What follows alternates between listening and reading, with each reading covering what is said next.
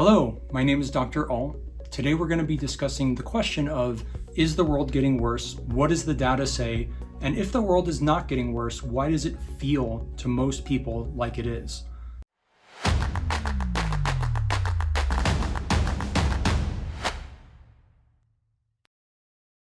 So I want to start by saying that this is not to discount all of the very real problems that we have going on in the world. There's global warming, there's inflation, there's poverty, there's wars. There are some very, very real problems going on, and none of what I'm going to say is to discount that or to make it seem like that isn't happening.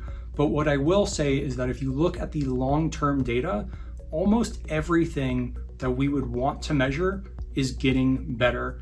So Steven Pinker, who is a psychologist at Harvard, he wrote a very, very good book called The Better Angels of Our Nature. And in this book, he goes over data from the last couple of centuries and makes the argument that most things that we would want to measure are actually improving rather than getting worse. So how can he make this argument? Well, let's start with violence. By every metric, violence is going down. Murder rates are going down, rape and sexual assault is going down, the amount of wars that we have and the casualties from those wars, that is also going down. Basically, as long as we have been recording violent crime, it has trended downward in most countries in most part of the world. And that's a pretty amazing thing to think about, because what that means is we live in one of the safest times to be alive. Second would be civil rights. So let's just take the United States. 300 years ago, the only way that you could vote is if you were a white male who owned property. In that 300 years, we have ended slavery. We have gone through the civil rights movement. Women have been allowed to vote. In the last 10 years, we've had a lot of civil rights advances for the LGBT community. By pretty much every metric, civil rights has gone up in at least the United States and honestly in most parts of the world. Democracy is another important thing to look at. So 300 years ago, 400 years ago, pretty much every country on earth was either a monarchy or an autocracy. So that means one person was ruling the entire country. So then we started to see the emergence of democracies, and that trend has gone up and up and up to the point where now more than half of the countries in the world are democracies. And what that means is that people are able to have a say. For one of the first times in human civilization, they're able to have a say in the governments that rule over them. And that's an incredibly inspiring and interesting trend to see. Next would be medical advances. So life expectancy. 1870, not that long ago, 150 years ago, the average life expectancy in the United States was 35 years old. And that doesn't mean that people died at age 35. Really what that means is that we had a lot of infant mortality, and then we found ways to treat infant diseases. But even for people that lived to be 60, 70, their lives have been extended as well. So instead of having a life expectancy of 35 years, now for the majority of countries in the world, we have a life expectancy that is over 70, and that is only growing. There's a slight dip during COVID, but the long-term trend is that we get better and better medical advances. Something like HIV, which when I was a kid was a death sentence. Now people are able to live full lives being on antiretrovirals, which is pretty amazing. Things like multiple sclerosis or pain syndromes, now we can almost stop those in their tracks to the point where it's almost as if you don't have the disease at all. If you look at survival rates of cancer, they're going up and up and up and up, and we come out with new treatments every year. So really, if you were choosing a time to be alive where you wouldn't die of infectious disease or autoimmune disease or cancer, you would pick right now. What about technology? Think for a second if you wanted to send a message to somebody in Europe 300 years ago. Well, first you'd have to actually write it on a piece of paper, which we don't do as much now. Then you would have to give that to somebody who gets on a wooden boat and spends 3 months getting to Europe. Maybe the boat crashes, or maybe they die of scurvy on the way. Then they hand it to another person who hands it to another person who then hands it to the final person that you want to receive the message. And then they have to go and do the entire thing in reverse if they want to send you a follow-up message. Now it's instantaneous. And I can hear people saying, well, yeah, that's nice that I can send somebody an instant message, but what does that really mean? Well, it's an example of how all technology has made our lives easier.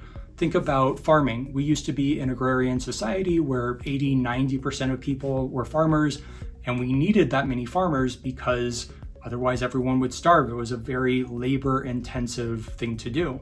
Now we have aqueducts and sprinklers and tractors and all sorts of technology to the point where we only need 1 to 3% of the population to be involved in farming. And the rest of us get to have, generally easier jobs. A lot of us get to work in offices that have air conditioning, and we get to, basically enjoy our time sitting down. Next would be economic growth. So the economy, GDP, obviously has grown, 10, 100 times in the last century. And for the average person, maybe that doesn't mean much. But what that does mean is that worldwide poverty has plummeted. So even in 1990, 35% of the world's population lived below the poverty line. Now that number is 10%. So we went from 1/3 of people in the world being in extreme poverty to 1 out of every 10 people in the world being in extreme poverty. That is an amazing accomplishment.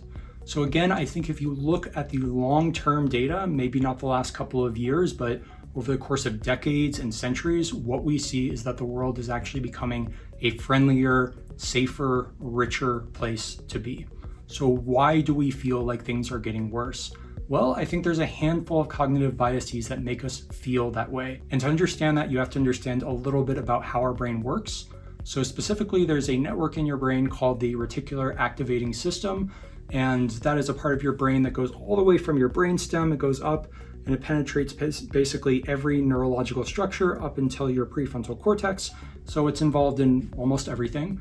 And it is involved in wakefulness and attention. It chooses what we pay attention to.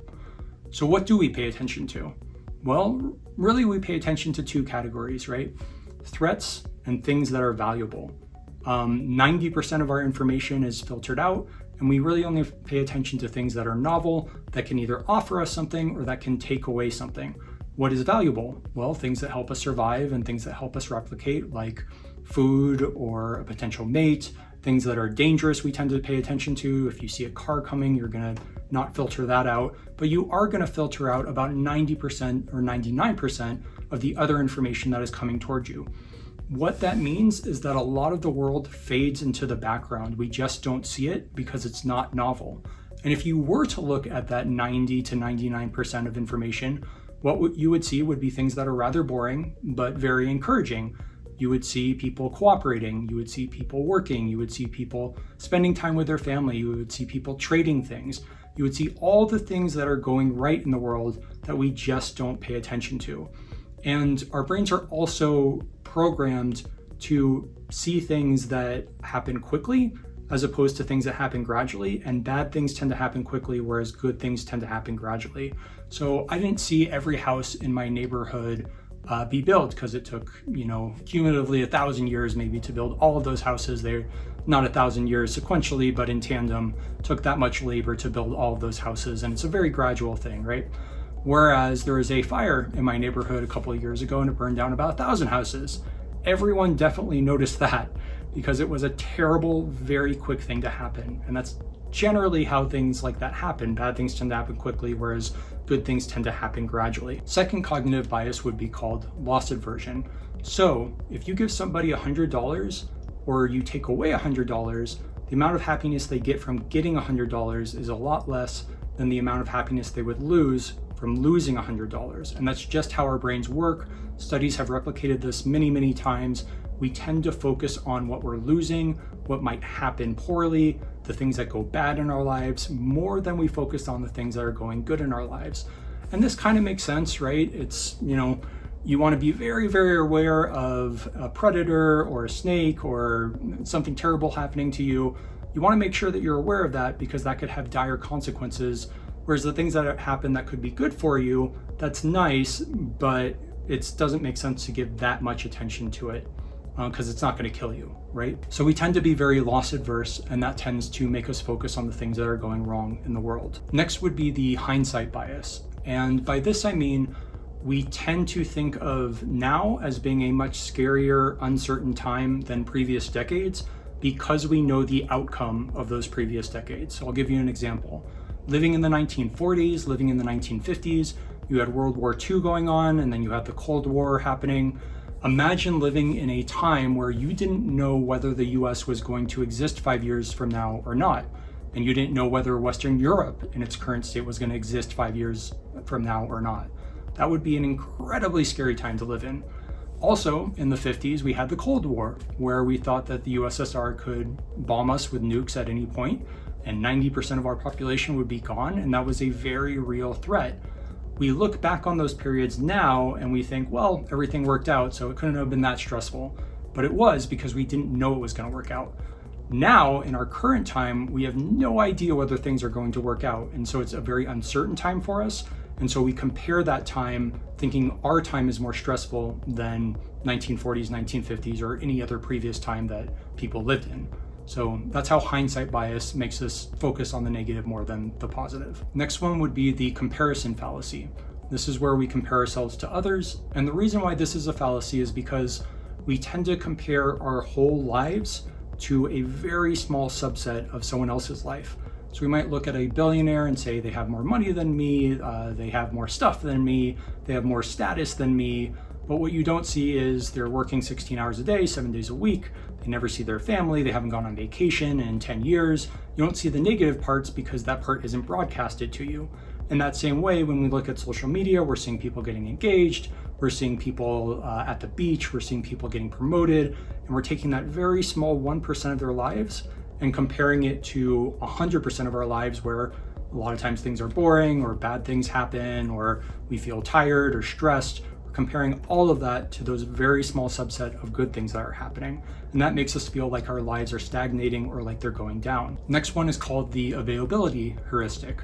And this is a pretty simple way that your brain works. Basically, it takes the information that is available to us and then makes a model of the world based on that information. The reason why we get into trouble with this is because oftentimes the information that is available to us is not the whole picture. So let's say I go to a new city and on the way to the hotel, I see a homeless person and I think to myself, oh, the city has a problem with homelessness. Well, maybe that's the only homeless person in the entire city, but because that's the information that is available to me, I'm going to make a model of the world based on that. So people get into trouble with this one because of the way that we consume media now. 50 years ago, we had a handful of TV stations, we had a handful of newspapers. That's where people got the majority of information. Then with the advent of the internet, we started to get websites that would give out information for free. Well, in order to survive, they had to make money. And the way they made money was through advertisers. How do you get more advertisers? Well, you get people to click on your site more. How do you get people to click on your site more? Well, you post things that are emotionally intense. What's emotionally intense? Things that are angering and things that are saddening. So everything that goes wrong in the world, things that celebrities say that annoy us, wars that are going on, people that are dying, those things are very eye-catching and they get us to click on those sites. And if we click on those sites, they get more money from more advertisers.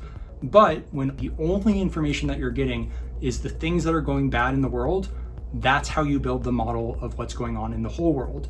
And what you're missing out on is the 99%, again, of interactions where people are being nice to each other, where people are trading, where people are working, where people are doing generally positive, productive things. Because the 1% that we're seeing is all wars and terrible things and people saying bad things, that's the information that we build our model of the world on. Next is a combination of two types of biases. It's the attribution bias and the uncertainty bias. So uncertainty bias basically means that we do not like to admit that there's a lot of uncertainty in the world because it's very scary. We like to lower the amount of uncertainty in the world. And because of this, people tend to make very simplified models of how the world works. If you actually looked at all of the things and all of the variables that are making the world work the way it was, it's very overwhelming. We don't know all of it, and it causes a lot of feelings of uncertainty.